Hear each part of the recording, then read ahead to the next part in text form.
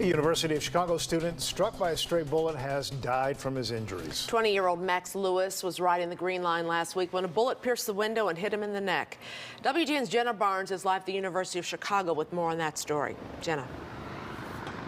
Micah and Ray, I talked to Max's mom on the phone. She tells me the request to take Max off life support came from Max himself. His friends are devastated by his death, but inspired by his life. Max is incredibly genuine and kind and caring and loving.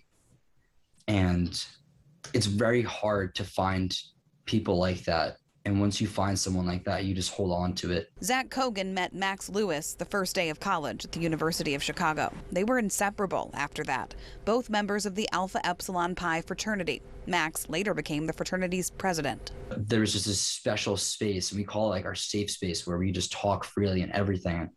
I have never found that with anybody else in the world, and it's going to be the thing that I just miss the most about him. Max was a rising junior, a double major in computer science and economics, originally from Denver. He scored a finance internship in downtown Chicago this summer, and his family says he was so passionate about it, he stayed in the city so he could go into the office instead of Zooming from home in Colorado. His future was so incredibly bright. Max was riding on a CTA train back from that internship last Thursday when police say a stray bullet struck him in the back of the neck at the 51st Street Green Line station.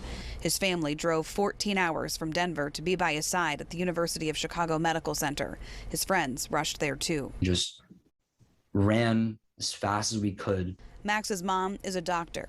She tells us the bullet paralyzed Max from the neck down. He would never walk or eat again and would likely need a ventilator for the rest of his life. She says despite his severe injury and suffering, he was alert in the hospital. He wanted to know what happened to him, and he communicated with his family and his doctors by blinking. Once for yes, twice for no.